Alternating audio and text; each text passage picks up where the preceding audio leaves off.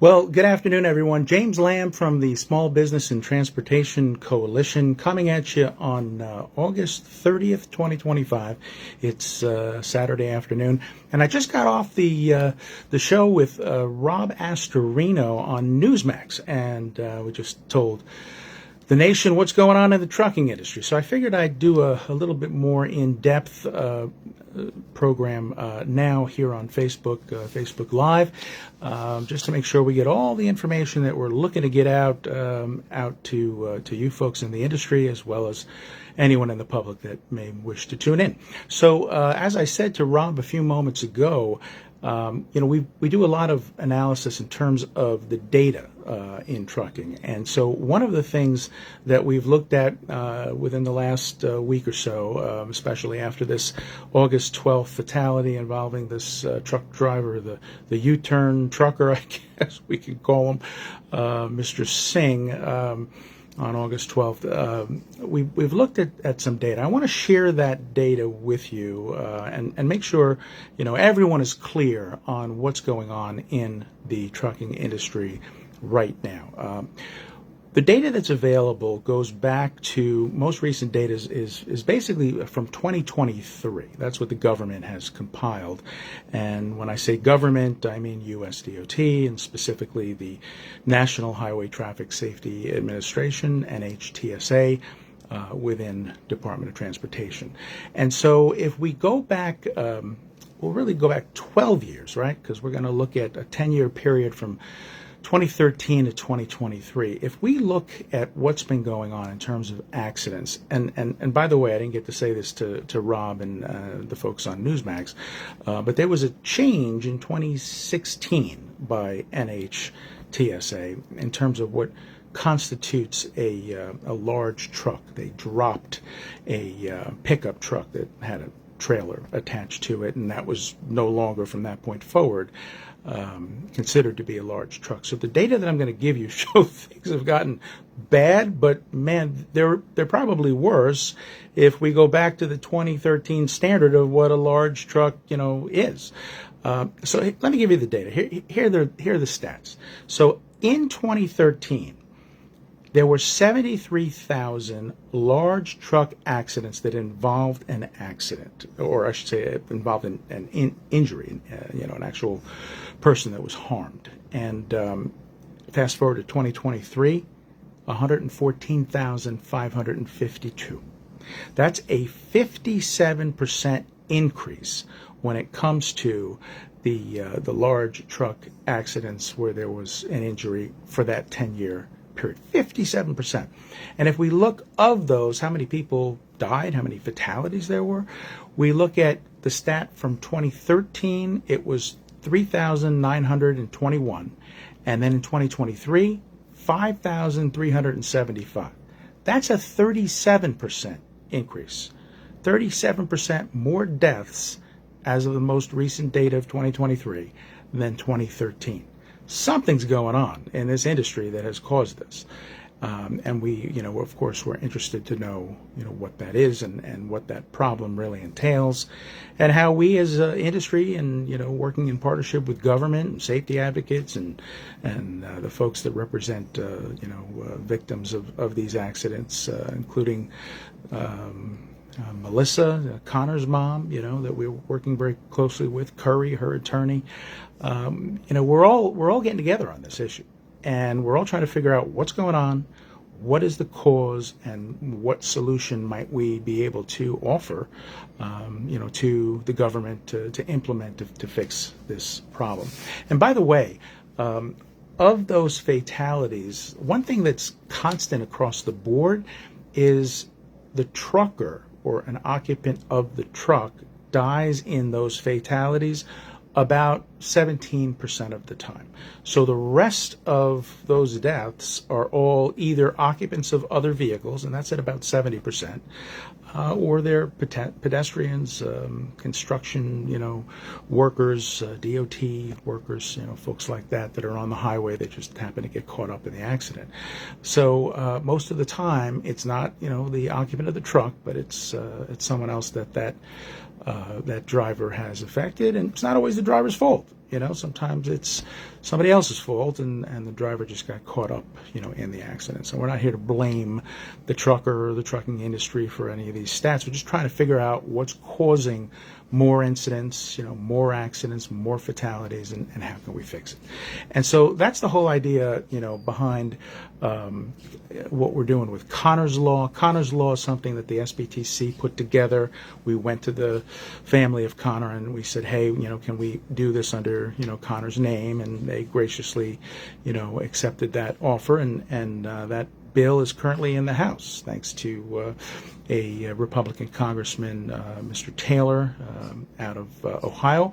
And now there's like 13, 14 sponsors, co-sponsors of that bill. And the idea of Connor's Law, there's kind of the original version, and there's the current version, and then there's the version that we hope that we're going to get back to. The original version of Connor's Law that I wrote was basically a law that said that we need to make sure that the states test for English language proficiency during written knowledge exams, part one of the CDL test, right? There's knowledge testing, and then there's skills testing, the actual road test. And for the most part, DOT, FMCSA has been on board with the idea that you got to be able to communicate with whoever's giving you the road test in English. But the issue is the written exam.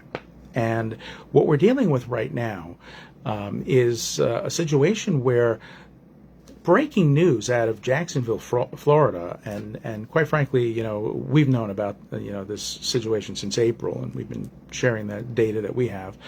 5 people were arrested as of April for cheating on their exams, and these are folks that are not normally, or how should I say, they're foreign nationals usually, or they're just citizens who don't speak English.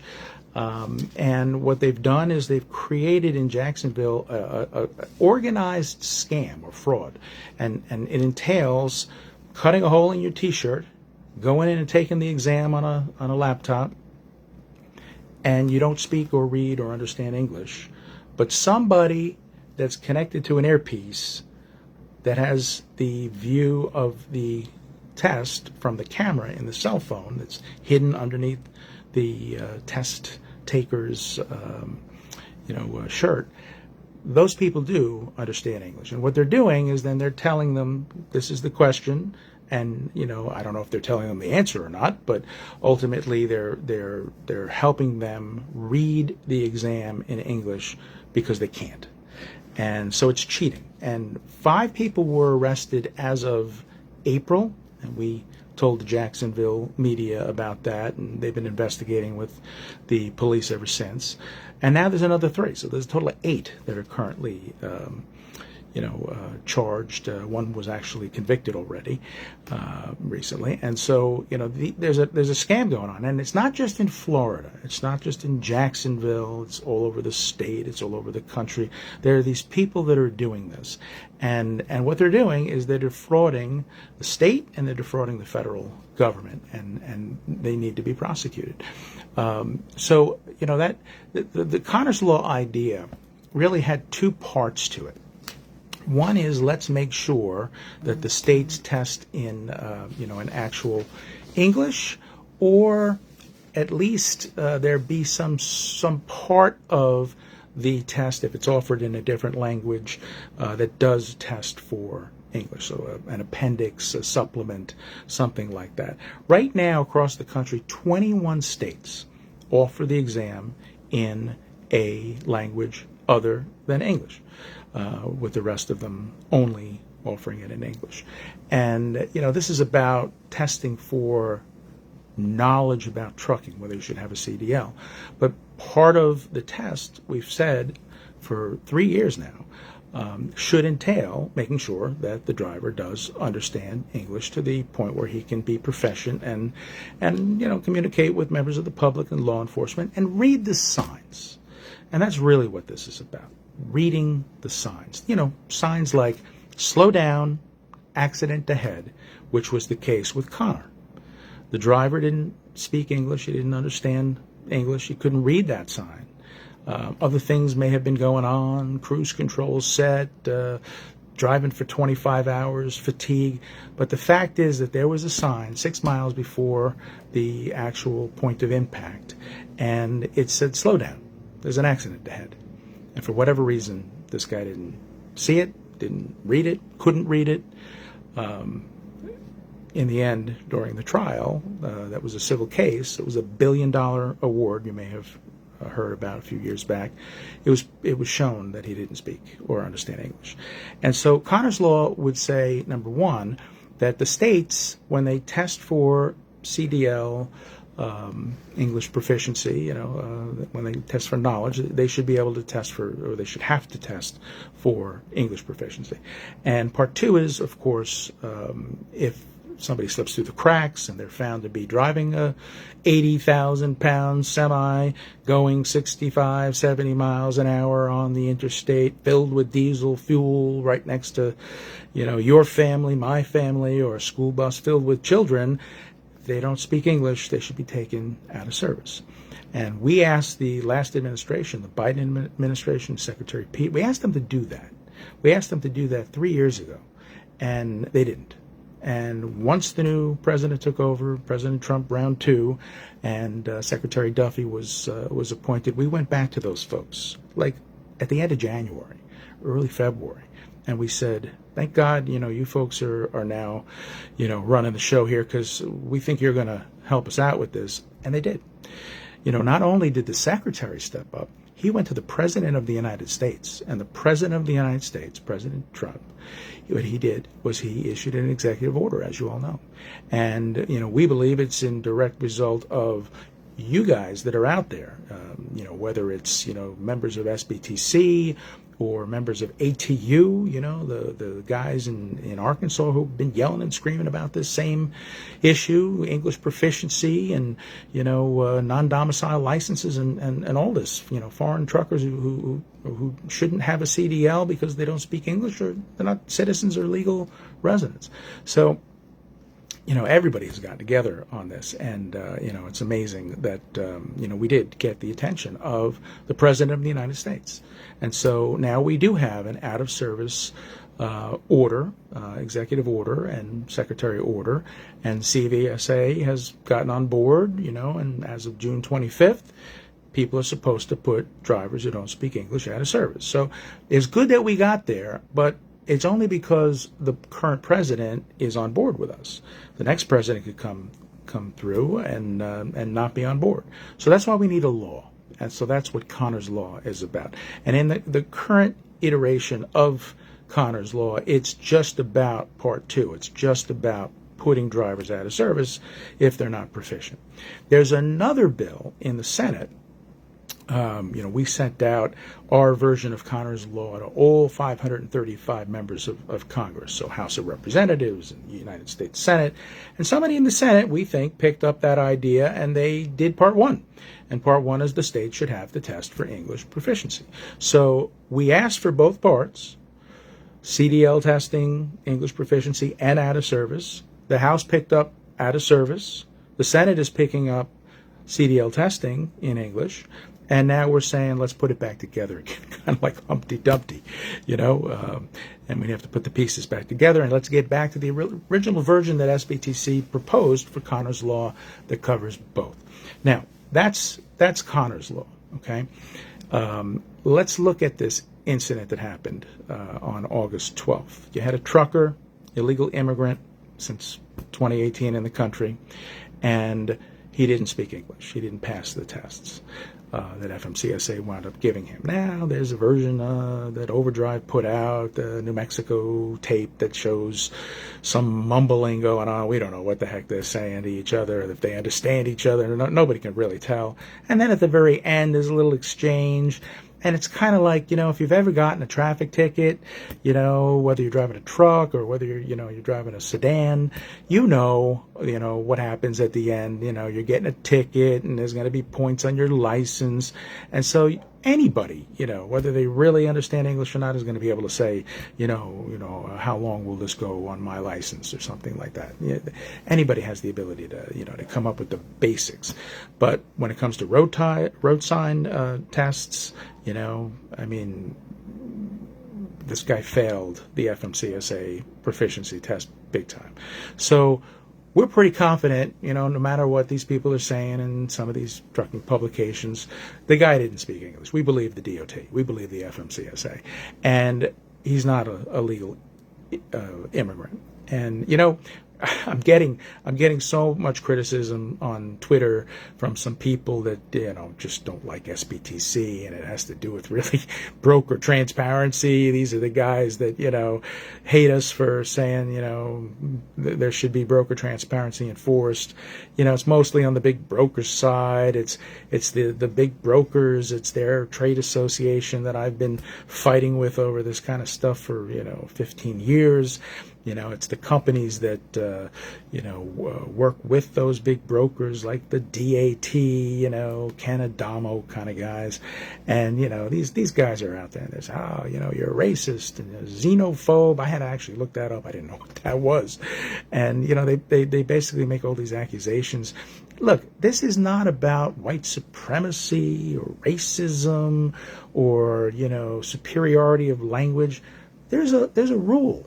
It's been there for almost 90 years. It's as old as some of the freight broker transparency rules that we're talking about. It goes back to 1936. Look it up. And it says, look, you got to speak English in order to drive a truck.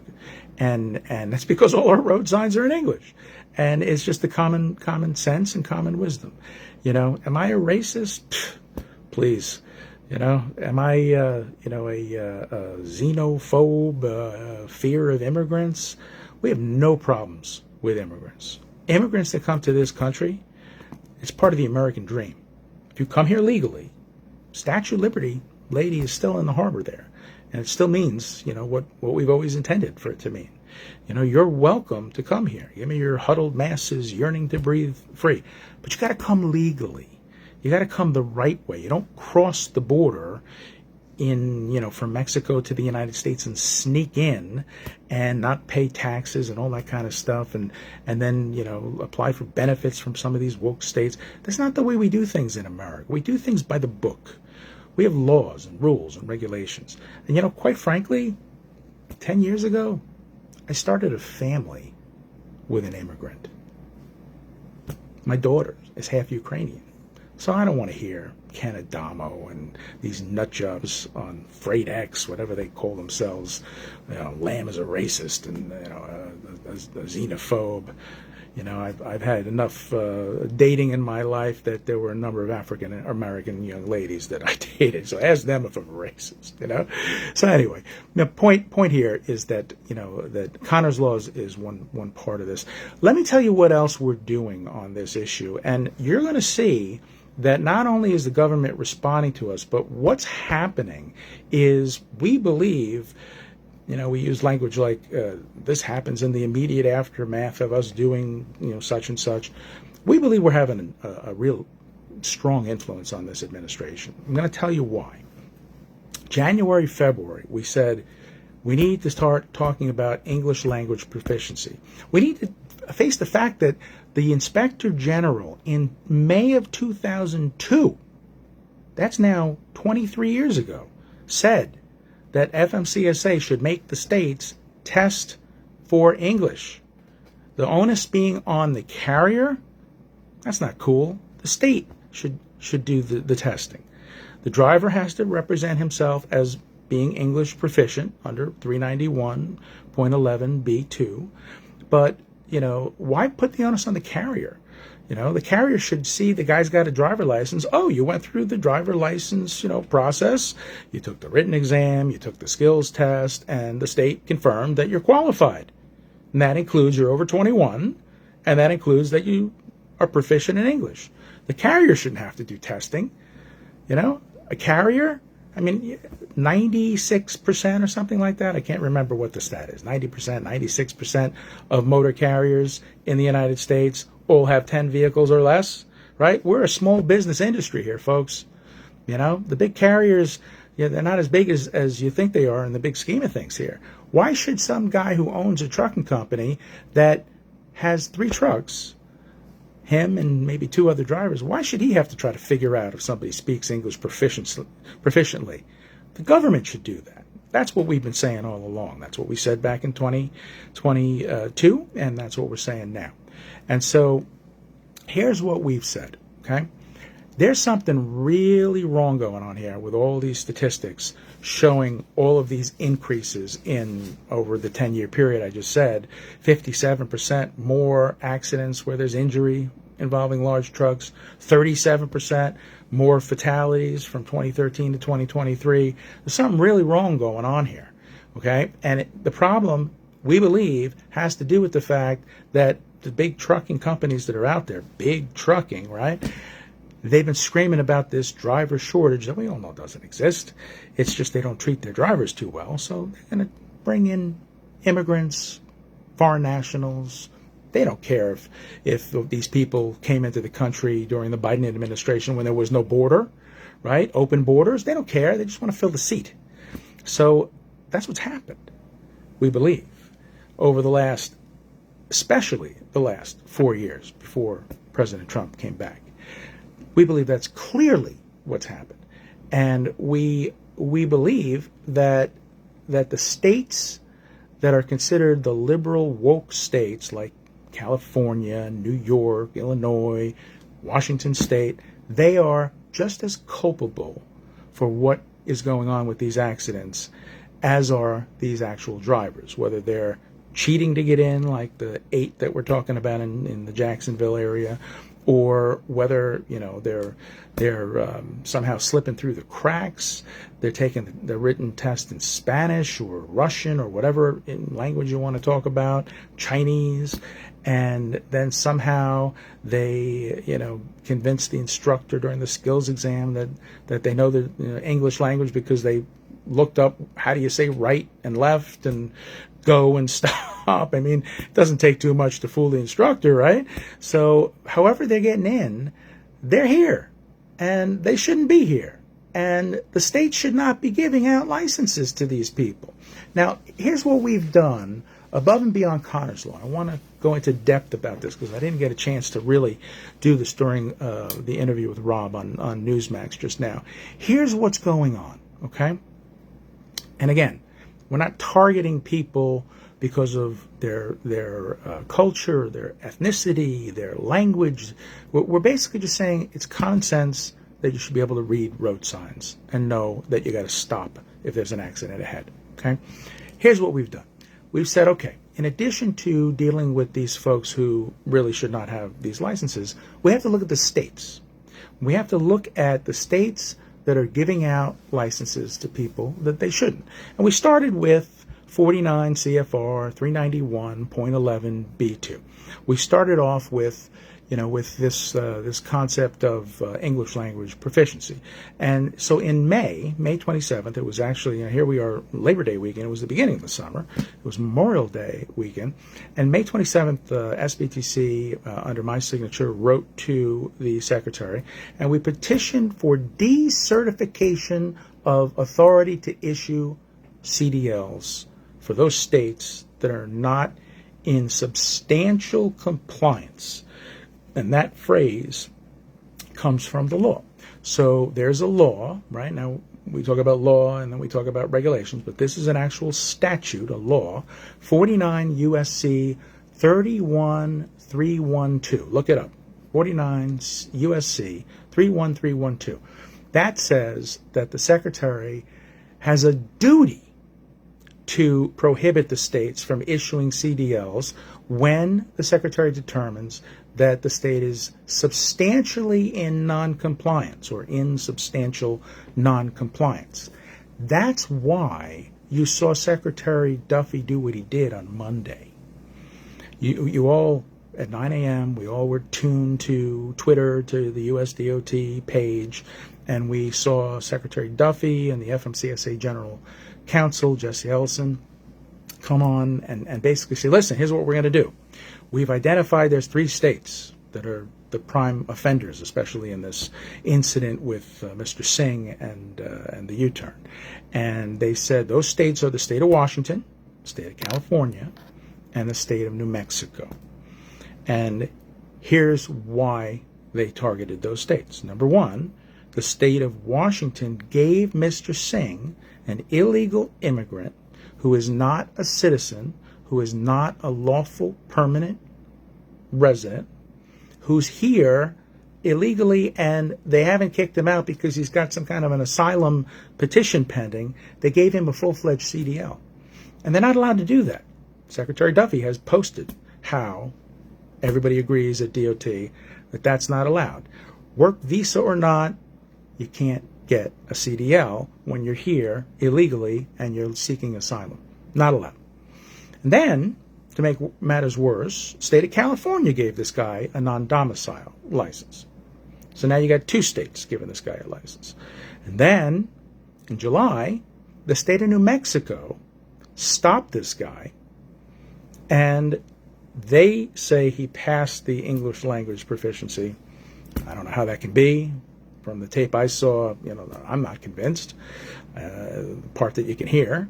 And ultimately, FMCSA gave him a actual full-fledged exam post-accident, and he failed. He doesn't speak English.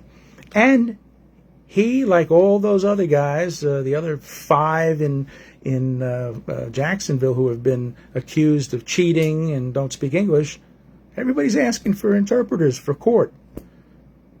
And you don't speak English, right? I mean, come on. It's all common sense. What are we, fools?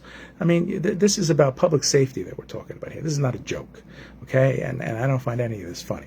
So in this petition for decertification, we asked the Secretary on May 27th, we said that 49 U.S.C. 31311, a different statute, sets forth the requirements for states in order to get CDL funding. State must follow, quote, the minimum standards set by the Secretary.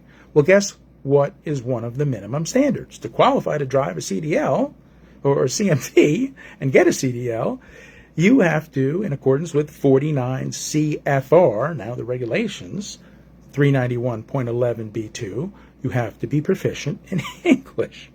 So if these states are giving out licenses to people who are not proficient in English, then they're in violation of 49 U.S.C. 31311, and the Secretary, pursuant to 49 U.S.C. 31312, has a duty to take action.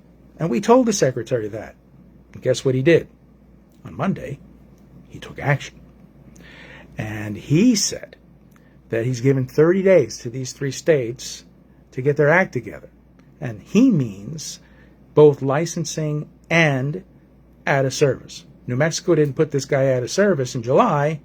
They were required to, by order of the Secretary, who took his order from the President of the United States, executive order. And they were required as of June 25th, the enforcement date that's set by CVSA in terms of the new out-of-service criteria, which is not very new. It's just going back to before the Obama administration in 2016 put out that stand-down memo. Ooh, we wouldn't want to be insensitive to people who don't speak English, even though our own regulations say you have to speak English for 90 years, right?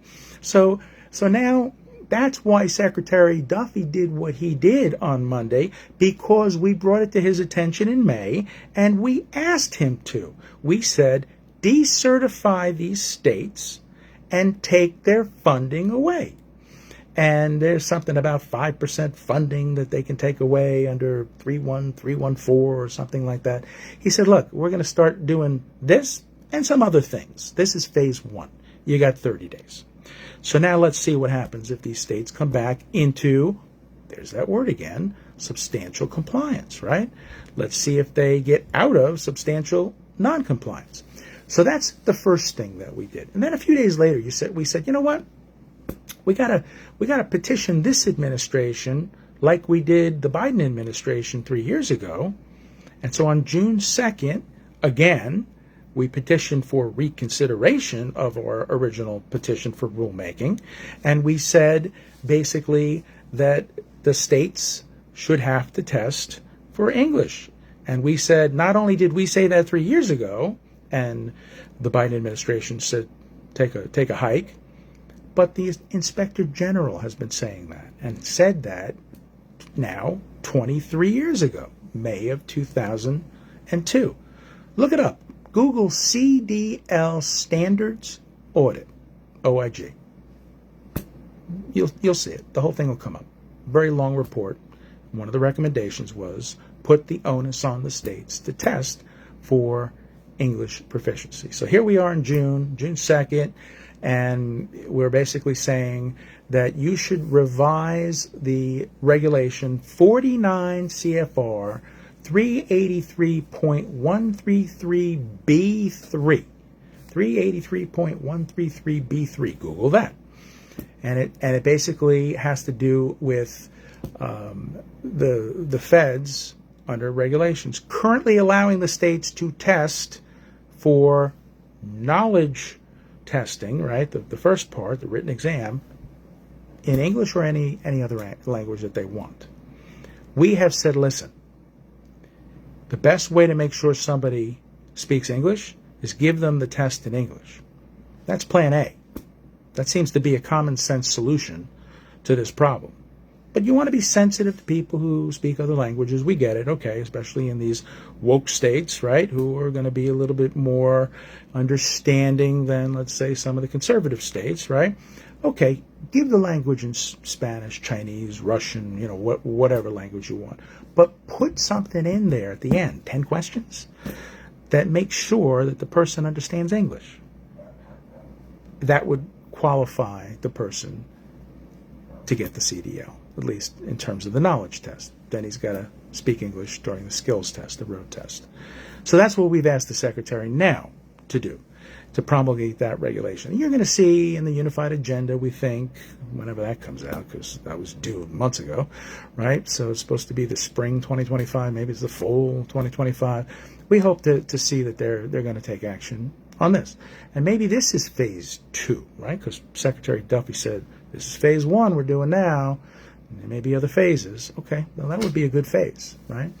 The third thing that we've done on this is as of mid-August, and this is after the accident. And, people, we always say government does things, after something happens, right? And there's trade associations that do that too. We've done a heck of a lot on this so far, right? But we thought up something new and really, really tough after that August 12th accident on the Florida Turnpike. And so on August 18th, we filed a petition to the Attorney General of the United States, Pam Bondi. And, we wrote into her a few months back when all those riots were going on in Los Angeles. And we said, Hobbs Act, interference with interstate commerce through violence or threats of violence. Hobbs Act needs to be enforced. You can't let people stand in the highway and block traffic and interfere with commerce. And like in 2020, remember that? May of 2020, Bogdan Vercherko, Minneapolis, George Floyd riots. They took him out of the truck. They beat him up. They stole his wallet. Ooh, that's robbery. That's part of the Hobbs Act. And so back then, you know what we did? We went to Secretary Chow. Now, look, this is not about Democrat or Republican at this point, okay? It's about common sense. And we'd like to think that everybody on both sides of the aisle are going to look at this from a common sense perspective. So Republican administration, the first time around, Elaine Chao, we asked her, and we said, can you please enforce the Hobbs Act? And they didn't. And so we sued them. We lost. Some woke federal judge said, even though we argued that a person driving a truck has the right to equal protection of the law and due process, right, under the Fifth Amendment, and an expectation that the Hobbs Act is going to be enforced to protect them, the judge said, nah, they do have the authority to enforce, but they have the discretion. It's executive discretion. So we lost, but we tried. And now here we are back with the new administration and the new Attorney General. And we asked Pam Bondi to enforce. And you know what she said? She said, we're going to enforce. And we said, thank goodness. Thank goodness the adults are back in charge. You don't let people stand on the highway and pull people that are driving hazmat trucks. That's what that was with Bogdan Vercherko. Beat them up, take over the hazmat truck, and not do a hazmat investigation and not enforce the Hobbs Act. But that's what those people did. And there's been nothing, during the Democrat administration either, right? But now, here we are back again. And so she's doing that. So we're going to her again now, and we're saying, as of August 18th, we think this thing is so messed up. There are so many different levels of this. There's people cheating in Jacksonville with cameras and earpieces. There's people giving out CDLs to people who don't qualify in Washington State, in schools that, are passing these people that have no business to be driving trucks. There's states that are not enforcing the out-of-service regulation, or I should say the out-of-service order now that the DOT and President Trump has put back into place. They're giving out CDLs to illegal immigrants. This thing is so messed up that you should investigate this. And I mean, really, focus on the states. Why are the states doing this? Overdrive put out an article not too long ago, a month ago maybe, and they said, we contacted the Highway Patrol, CHP, the chippies in California. Man, they just said, no, we're not going to enforce the out of service directive. We're just not going to do it. New Mexico stopped this driver, Mr. Singh, July. They didn't put him out of service. Oh, yeah, he spoke English. You know what's interesting about what Secretary Duffy said is it's not just these three states with this one incident. There's scores of incidents. And people are being put out of service by non-woke state law enforcement pursuant to the directive by CVSA, the Secretary of Transportation, the President of the United States, as Congress is trying to make this permanent with 16 sponsors of Connor's Law, and this whole time, we're talking about these people are being put out of service, and then they're found to be operating a truck again in a state like California. Who doesn't put them out of service?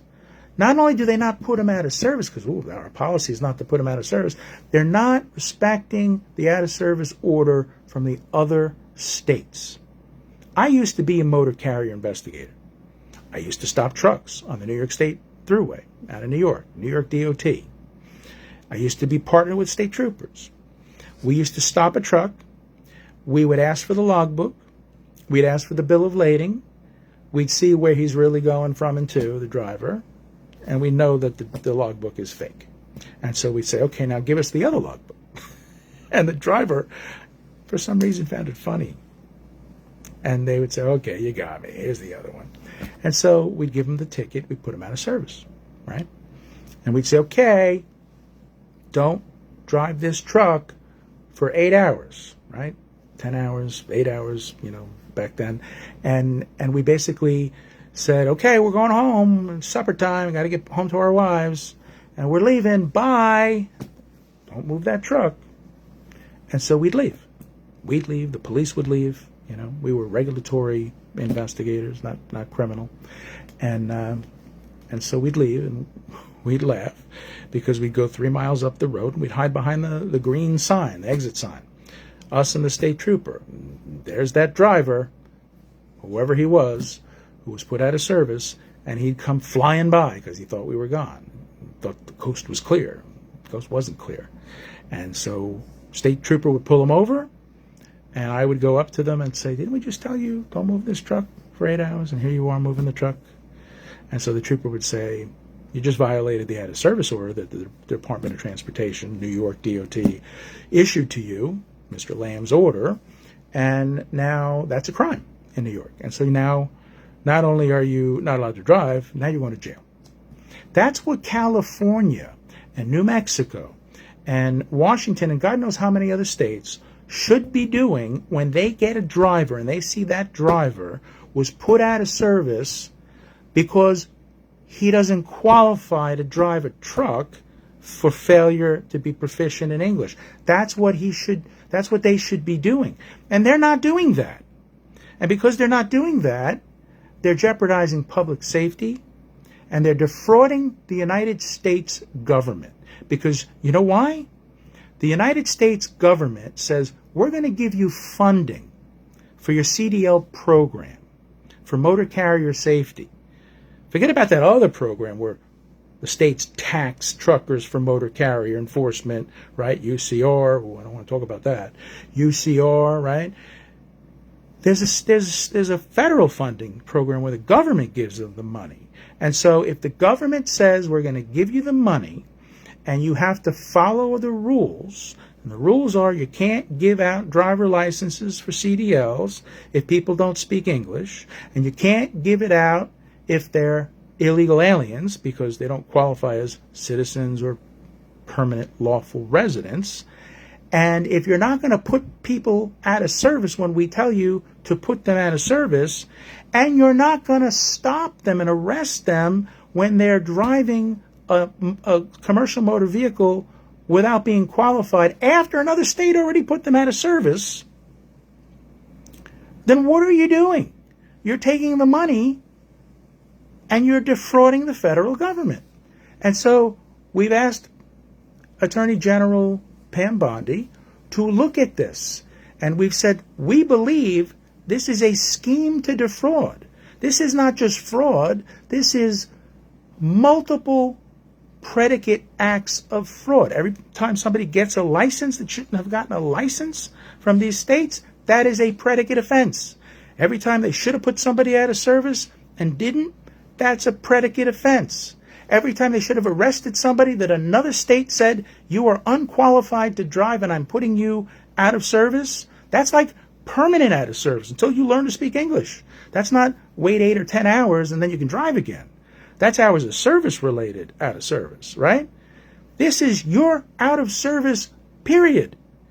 And they let them continue to go. They might issue another 39.11 B2 ticket, but it's all fraud. These governments, these state governments, are committing fraud against the federal government. Look up 18 U.S.C. 1031 and 371. 18 U.S.C. 1031, 18 U.S.C. 371. It's defrauding the government. You're taking funding and you're making certified assurances under that grant program that you're going to follow the rules, and you're not following the rules. You're violating the rules. You're enabling these people to commit these violations and, quite frankly, these crimes. And they're killing people on the road.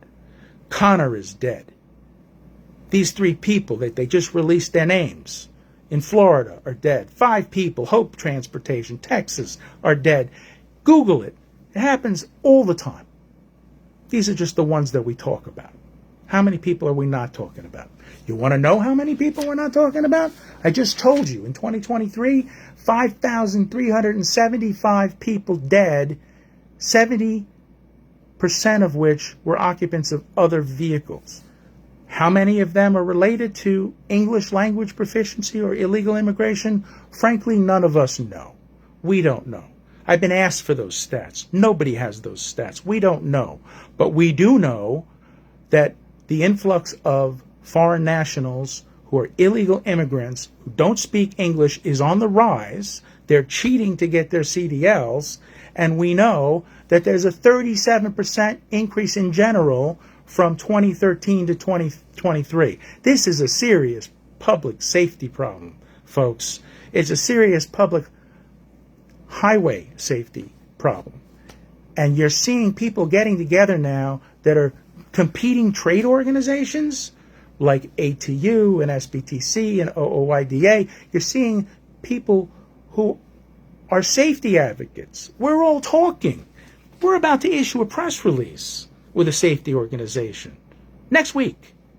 We're talking to defense attorneys who are like, you're the trucking side, you're the bad guys. We're personal injury attorneys. We don't want to talk to you. And then we talk to them and we say, this is about everybody's safety. And then they say, you know what, you're right. And they talk to us. And now we're co-sponsoring a bill in Congress under this dead boy's name, Connor. So folks, you need to look at what's going on here. You need to know what's happened to this industry. There are organizations that will tell you that in big part it's about people getting licenses non-domicile. And they're right. That's a big problem. And that's why DOT is doing an audit on that. But you got to look at what's going on with these non-compliant states. The state of California, the governor, is basically telling the administration to go to hell on multiple things, including this. And so you know what? The governor of California, Mr. Newsom, needs to be held accountable, just like they held accountable the governor of Illinois in 2002 for a bid rigging or bribery license scam that had to do with deaths on the road, trucker who got a license who shouldn't have gotten. There's a precedent for this. And so that's what we're asking AG Bondi to do. Acknowledge there's a precedent and go after these people at the states that are doing this organized fraud. Racketeer Influenced Corrupt Organization Act is what RICO stands for. It can be a private company or it can be a government agency. It could be a state agency, a federal agency. There are multiple state agencies that need to be investigated. Mr. Duffy, this is phase 2, phase 3, whatever you want to call it. Pam Bondi has to look into this through the Department of Justice. This is about violation of a section of the federal regulations by the states who are knowingly and intentionally enabling unqualified drivers to get CDLs and be on the road. 49 CFR 383.71B9, I believe it is. Look that up. And ultimately, you know, this is something that is going to take a heck of a lot more than the Department of Transportation's involvement to put an end to this. These people have to have their money taken away. They have to have their jobs taken away. And I'm talking about state officials. And quite frankly, they may have to take their liberty away because these are crimes that are happening and people are suffering. People are dying. So that's the recap today, you know, Saturday, August 30th, 2025, and that's what, you know, we're trying to get out through Newsmax. You know, that's a longer version of what we just did. But, you know, folks, please, you know, talk to your members of Congress, write into the Department of Transportation, ask for these investigations, ask for these petitions to be, you know, acknowledged and to be approved. We need that rulemaking. We need these decertification orders. They just got to go after one state, like California, take their ability to issue CDLs away from them. And the message will get out that that's what happens when you play these games with people's safety. Again, this is not anti-immigrant. This is about people who are coming here who are not qualified to drive under our regulations that are long-standing for 90 years. You got to be able to speak English. You got to be a permanent resident that's legal or a citizen to get a CDL. We are asking as the industry for enforcement, zealous enforcement, and we want this to stop because we all share these roads. Whether we are truckers and we are on the road next to other truckers and we don't know if they're qualified to drive or not, or we're families, or there's school buses filled with kids. You know, this is public safety, folks. So that's why you're seeing everybody come together on this. That's why you're seeing the government respond. And for these people and these state governments that don't get it, we need to make them get it. And quite frankly, if it's not criminal RICO, there's also a civil RICO that we can pursue. So, Mr. Secretary, with all due respect, and we appreciate everything you're doing here, Phase 1 is excellent. Please now start to think about moving on to Phase 2 and 3, and we may handle Phase 4 for you. I'm James Lamb, Small Business and Transportation Coalition Executive Director. I thank you for spending this Saturday afternoon with me. I thank you for your interest in this issue, and let's work together to make the road safe again. Take care, everybody.